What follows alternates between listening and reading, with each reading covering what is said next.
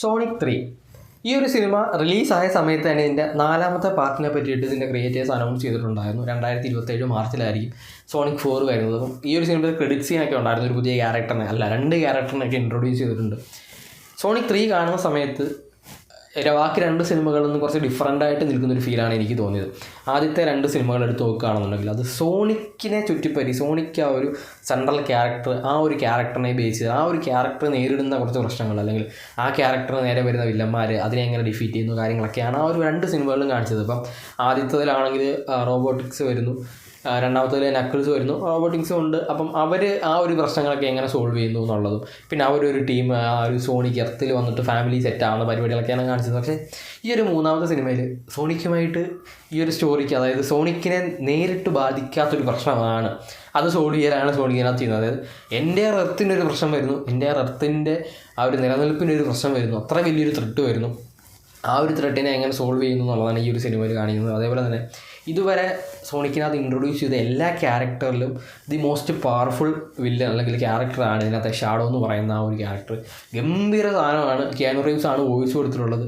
ഒരു ഗംഭീര ക്യാരക്ടർ, ആ ഒരു ക്യാരക്ടറിന് കൊടുത്തിട്ടുള്ള ബാക്ക് സ്റ്റോറി, ആ ഒരു ക്യാരക്ടർ എന്തുകൊണ്ട് ഇങ്ങനെ ബിഹേവ് ചെയ്യുന്നു എന്നുള്ള സാധനങ്ങളൊക്കെ അടിപൊളിയായിട്ട് മേക്ക് ചെയ്ത് വെച്ചിട്ടുണ്ട്. അതായത് ആ ഒരു ബാക്ക് സ്റ്റോറി, ആ ഒരു ബോണ്ടിങ്, അതൊക്കെ കിടിലം സാധനമായിട്ടാണ് ചെയ്ത് വെച്ചിട്ടുള്ളത്. പിന്നെ ആ ഒരു റോബോട്ടിക്സിൻ്റെ ആ ഒരു പുള്ളിക്കാരൻ്റെ കുറച്ച് ചേഞ്ചസ് ഒക്കെ ഇതിനകത്ത് കാണിക്കുന്നുണ്ട്. ഒക്കെ ഒരു വില്ലനിൽ നിന്നിട്ട് ആ ഒരു മാറ്റം വരുന്നത്, അങ്ങനെ കുറച്ച് പരിപാടികൾ ഇതിനകത്ത്.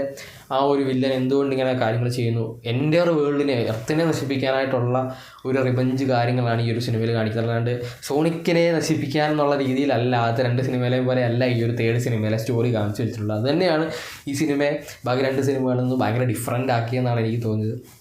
പിന്നെ മേക്കിങ്ങിൻ്റെ കാര്യം എടുത്ത് പറയുകയാണെന്നുണ്ടെങ്കിൽ ആദ്യത്തെ 2 സിനിമകളെ പോലെ തന്നെയാണ്, അല്ലാണ്ട് പ്രത്യേകിച്ച് ഭയങ്കര മാറ്റങ്ങളൊന്നുമില്ല. ആ ഒരു 2 സിനിമ പോലെ തന്നെ. പക്ഷേ കുറേ അധികം കിടന്ന ആക്ഷൻ സീക്വൻസ്, പ്രത്യേകിച്ച് ഈ ഷാഡോ എന്ന് പറയുന്ന ക്യാരക്ടറിനെ ഇൻട്രൊഡ്യൂസ് ചെയ്തിട്ട് ഷാഡോയും സോണിക്കുമായിട്ടുള്ള കുറച്ച് സാധനങ്ങളൊക്കെ ഉണ്ട്. ഈവൻ ആ ഒരു സോണിക്കിൻ്റെ ഗോഡ് മോഡിലെ പോലും ഷാഡോയുടെ പവറിൻ്റെ അടുത്ത് നിൽക്കുന്നില്ല, അത്രയ്ക്ക് പവർഫുൾ ക്യാരക്ടറാണ് ഷാഡോ. പിന്നെ കുറച്ച് ക്യാരക്ടേഴ്സിൻ്റെയൊക്കെ ഫെയർവെല്ല് പരിപാടികളൊക്കെ ഉണ്ട്.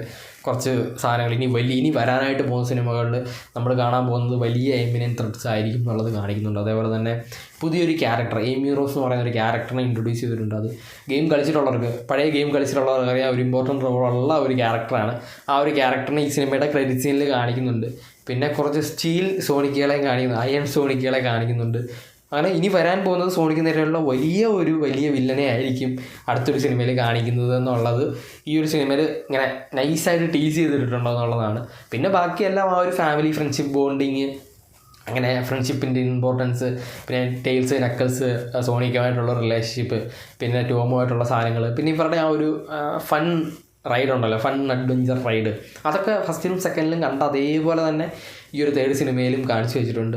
ആ ഒരു ജിം ക്യാരിയുടെ ക്യാരക്ടർ, ആ ഒരു റോബോട്ടിക്സ് എന്ന് പറയുന്ന ക്യാരക്ടർ, പുള്ളിക്കാരൻ പിന്നെ നമുക്കറിയാം ജിം ക്യാരി എന്ന് പറഞ്ഞാൽ ഒന്നും ചെയ്യേണ്ട, പുള്ളി വെറുതെ നിന്നിങ്ങനെ എന്തെങ്കിലും പറഞ്ഞാൽ തന്നെ ഭയങ്കര ഫൺ എലമെൻ്റ് ഉള്ളൊരു ക്യാരക്ടറാണ്, ഒരു ആക്ടറാണ്. അപ്പോൾ പുള്ളി ആ ഒരു ക്യാരക്ടറിനെ ഇനി വേറൊരു സിനിമയിലും അഭിനയിക്കില്ല എന്ന് പറഞ്ഞിട്ട് ഈ ഒരു സിനിമ മാത്രമേ ജിം ക്യാരി ഇപ്പോൾ ചെയ്യുന്നുള്ളൂ എന്നുള്ളതാണ്. അപ്പം അത്രയും കിടലൊരു റോളായതുകൊണ്ടാണ് ഇനി അടുത്ത വരുന്ന സിനിമയിൽ റോബോട്ടിക്സ് കാണുമോ എന്നുള്ളതിൽ ഡൗട്ടുണ്ട്. പക്ഷേ പറയാൻ പറ്റില്ല, ചിലപ്പം വരാതിരിക്കാം. എന്തായാലും ഈ ഒരു സിനിമ ഗംഭീര സിനിമയായിരുന്നു. തിയേറ്റർ എക്സ്പീരിയൻസ് ഉണ്ടായിരുന്നു, പക്ഷേ കാണാൻ പറ്റില്ല. ഇപ്പം OTTയിൽ അവൈലബിൾ ആണ് എനിക്ക് തോന്നുന്നു. നിങ്ങൾ ടെലഗ്രാമിൽ അല്ലെങ്കിൽ കുറച്ച് സൈറ്റുകളിലൊക്കെ പോയി കഴിഞ്ഞാൽ കാണാൻ പറ്റും.